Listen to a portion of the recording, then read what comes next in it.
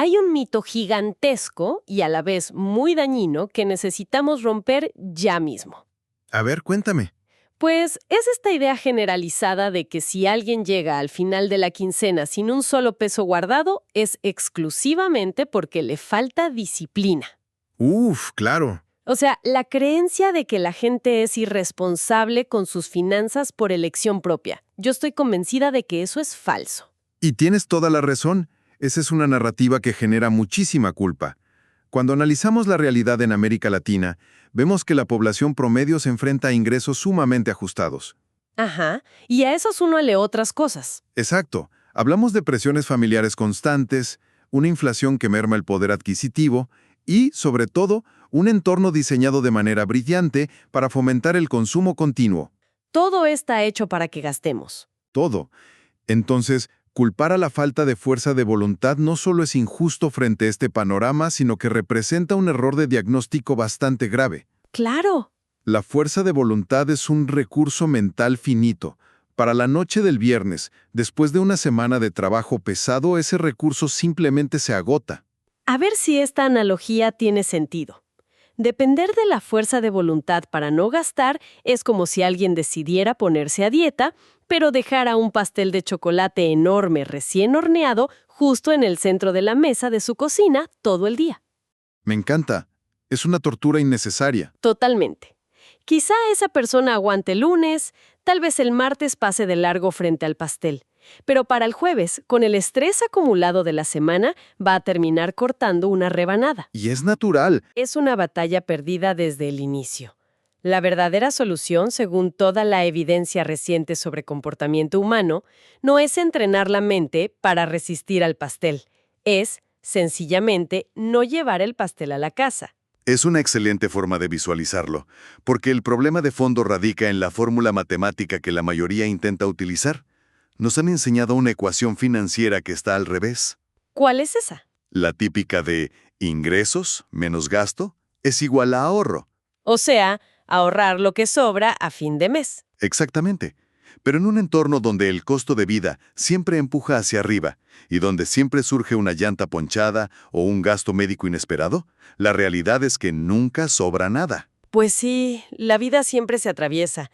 Si uno espera al día 30 del mes para ver qué quedó en la cuenta, lo más probable es que el saldo sea cero. Por eso la economía conductual respalda una estrategia completamente distinta, que consiste en invertir esa fórmula. A ver, ¿cómo quedaría? La ecuación que sí funciona para construir patrimonio es ingreso menos ahorro automático es igual a gasto permitido. Modificar ese orden cambia por completo el resultado. Porque ataca directamente la procrastinación, ¿no? Le diste al clavo. Al automatizar una transferencia en el instante exacto en que el dinero entra a la cuenta, se elimina lo que los economistas llaman el costo mental. Ya no tienes que tomar la decisión cada quincena. Oye, pero ¿qué impacto real tiene ese cambio? Porque suena a un simple ajuste técnico en la aplicación del banco. Tiene un impacto masivo. Mira, para ilustrarlo, hay un estudio fundamental realizado en el Reino Unido sobre programas de retiro. Ajá. Las empresas allá cambiaron el sistema de inscripción. Pasaron de un modelo donde el empleado tenía que llenar un formulario para empezar a ahorrar, a un modelo donde todos estaban inscritos por defecto. O sea, tenías que llenar el formulario, pero para salirte del programa. Exacto, solo invirtieron la fricción. ¿Y qué crees que pasó? La participación aumentó en más de 40 puntos porcentuales. ¡Órale! 40 puntos es muchísima gente. Es muchísima. La gente es propensa a la inercia. Si aprovechamos esa inercia para el ahorro, el crecimiento es inevitable. Ya veo. Y esto no es exclusivo de países desarrollados, ¿eh? Iniciativas similares en economías emergentes, aplicando un descuento automático de solo el 5% en la nómina, han mostrado exactamente el mismo nivel de éxito rotundo. Aquí veo un problema importante, o al menos un reto. Hablamos de descontar un 5% de forma automática. Pero si pensamos en alguien que percibe el salario mínimo, o alguien que siente que el dinero no le alcanza ni para cubrir la renta actual. Sí, entiendo para dónde vas. Pedirle a esa persona que separe dinero por adelantado parece ciencia ficción. ¿Cómo se rompe esa barrera de entrada sin generar pánico financiero en una familia? Esa es quizá la barrera psicológica más grande que existe. Y la respuesta no está en hacer un esfuerzo sobrehumano, sino en las proporciones. La clave es empezar con un porcentaje minúsculo. ¿Minúsculo como de cuánto? Un 1% o un 3%. La razón matemática es secundaria en esta etapa. Ah, sí. Pensaría que el monto es lo más importante. Fíjate que no. El verdadero objetivo durante los primeros meses no es generar riqueza, ni acumular para el enganche de una casa. El objetivo es crear lo que la psicología llama una identidad de ahorrador. Identidad de ahorrador. ¿Suena bien? Pasar de ahorrar 0 a ahorrar un 1% cambia la dirección de la narrativa personal. La persona deja de ser alguien que no puede ahorrar y se convierte en alguien que ya está ahorrando aunque sea poco. Esa idea de la identidad pone en evidencia lo equivocados que están muchos de los consejos tradicionales. Uy, ni me digas. Siempre hemos escuchado a estos supuestos gurús de Internet que exigen una disciplina militar.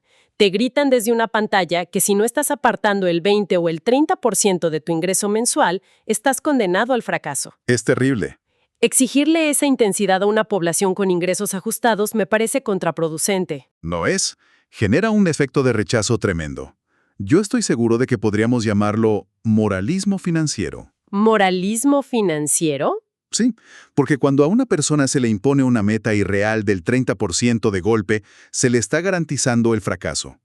Al no poder cumplirlo para el segundo mes, la sensación de derrota hace que abandone por completo cualquier intento de mejorar sus finanzas. Es como alguien que jamás ha hecho ejercicio, decide ir al gimnasio y el primer día intenta levantar pesas por 3 horas seguidas. Híjole, al día siguiente no se va a poder ni mover. ¡Exacto! El dolor corporal va a ser tan insoportable que jamás volverá a pisar ese lugar.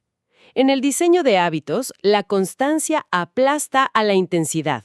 Totalmente de acuerdo. Un 5% sostenido durante 5 años construye un patrimonio real. Un 30% que duró apenas un mes solo deja frustración. Y ese no es el único mito que la evidencia desmonta. Tenemos también la idea del presupuesto hiperdetallado. Ah, la famosa tablita de Excel para anotar todo. Esa misma. Muchos analistas recomiendan registrar absolutamente cada centavo gastado en una libreta o en una aplicación. Pero los datos muestran que, para el grueso de la población, llevar un registro tan minucioso es aburrido. Es pesadísimo. Genera fricción diaria y eventualmente se abandona.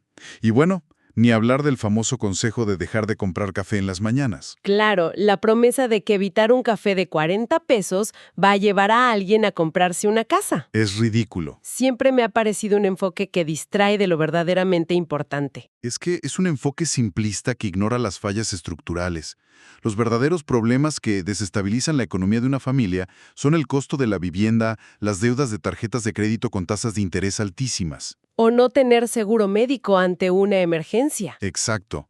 Eliminar un pequeño placer diario no resuelve esos vacíos, solo hace que el día a día sea más miserable. Oye, pero hay otro pilar intocable en el mundo de las finanzas personales, que también parece estar equivocado según las fuentes.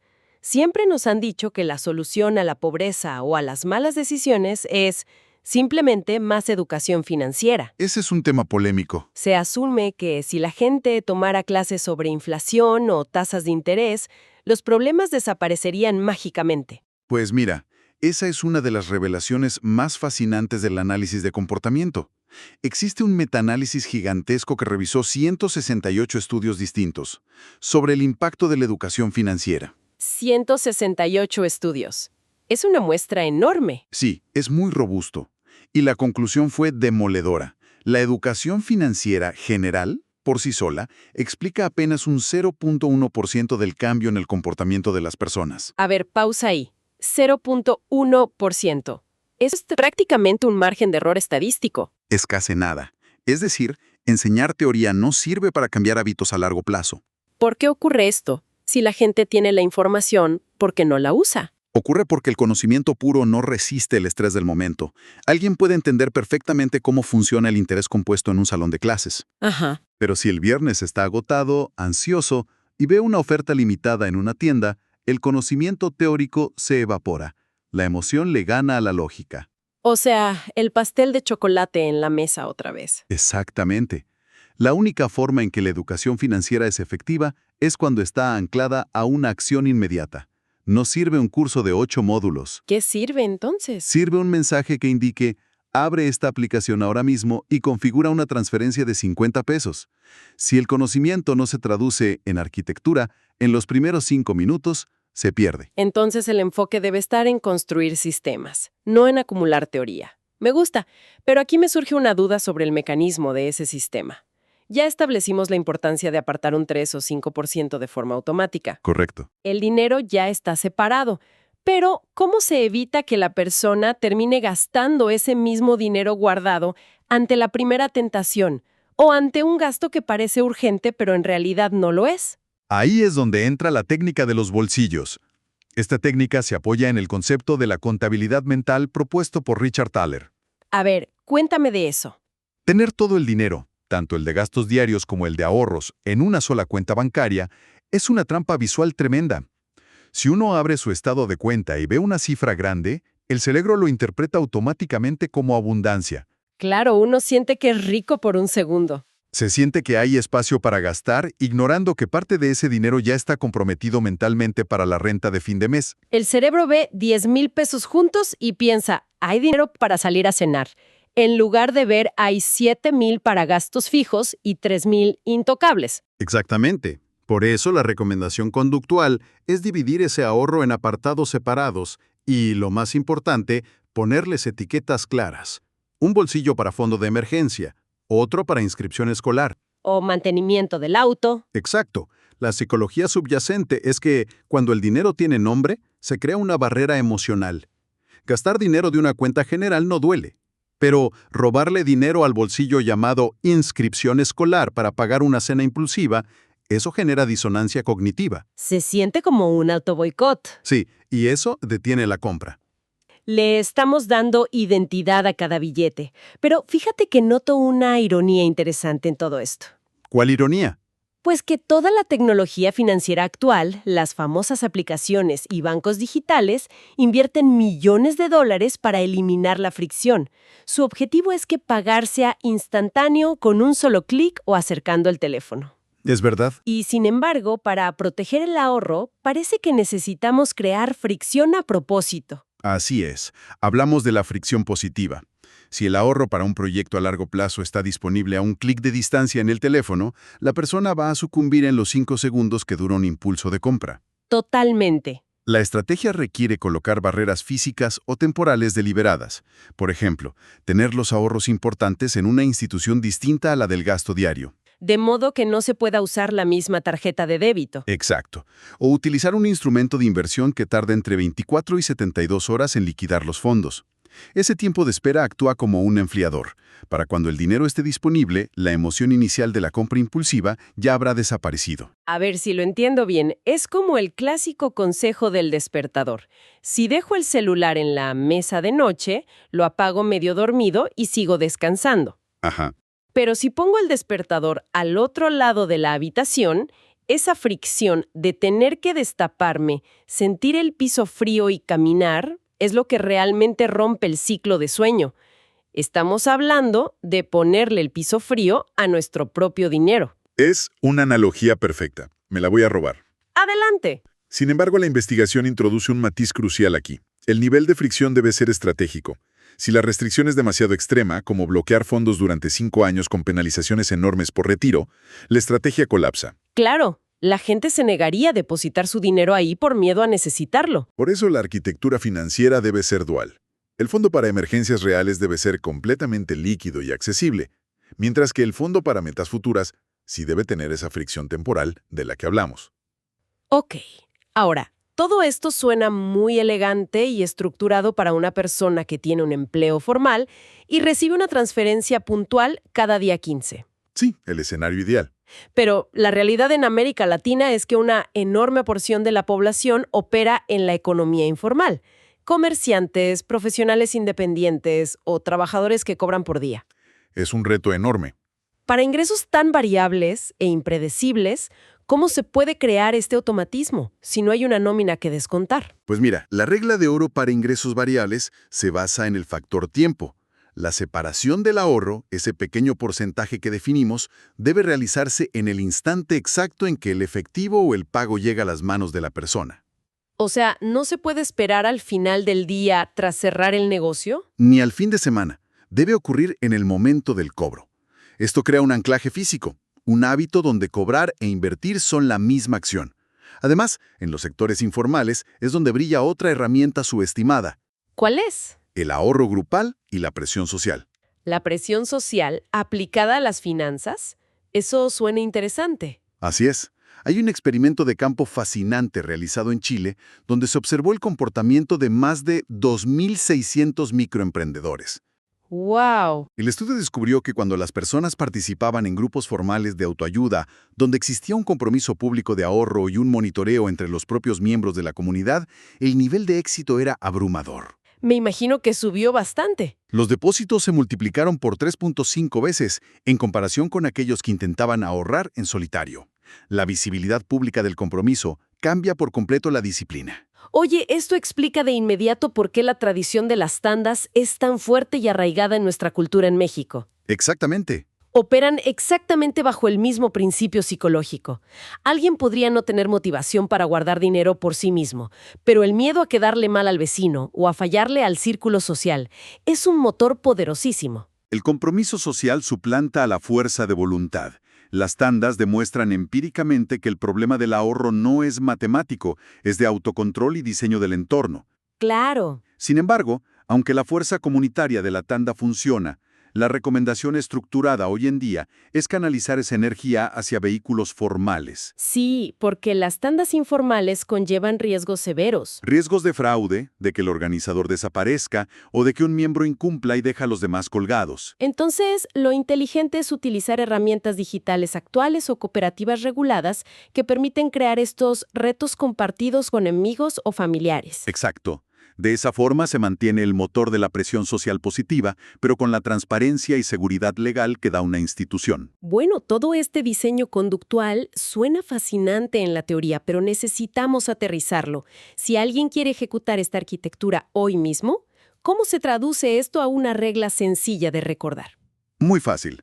El marco de trabajo más accesible que arrojan estos estudios se resume en el método 5-3-1.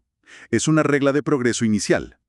A ver, 5, 3, 1. Desglósalo. El 5 indica que se debe configurar un apartado automático equivalente al 5% de cualquier ingreso. El 3 significa que ese monto se divide en 3 apartados, o bolsillos. Los que mencionamos antes. Exacto. Uno para emergencias, otro para metas a mediano plazo y otro para el futuro. Finalmente, el 1 representa la regla inquebrantable del sistema. ¿Qué es? Ese dinero no se toca por ningún motivo, salvo para el objetivo exacto que lleva su etiqueta. Perfecto. Vamos a ponerlo en términos cotidianos para ver cómo se siente. Imaginemos un ingreso mensual de 10,000 pesos. Muy buen ejemplo. Siguiendo la regla, el 5% de esos 10,000 pesos son 500 pesos al mes. Al momento de recibir el sueldo, esos 500 pesos se separan automáticamente. Ok, nos quedan 500. 250 o 300 pueden ir directamente a nutrir el fondo de emergencias, porque es la prioridad absoluta. Ajá. Los otros 200 se asignan al bolsillo de la meta concreta, como renovar un seguro o comprar una herramienta de trabajo. Lo brillante de este sistema es la adaptabilidad humana. Te acostumbras rápido, ¿no? A los 2 o 3 meses, la persona ya ajustó de forma natural sus gastos de transporte y comida para operar con 9,500 pesos. Y la ausencia de esos 500 ya ni siquiera se percibe en su nivel de vida. Y me imagino que una vez que el cerebro asimila que se puede vivir con esa cantidad, es el momento ideal para apretar un poco más la tuerca. Exacto. Ahí entra el concepto de progresividad. En el mes 6, el sistema automático se ajusta para retener un 6%. 6 meses después, un 7%. Y casi ni se siente.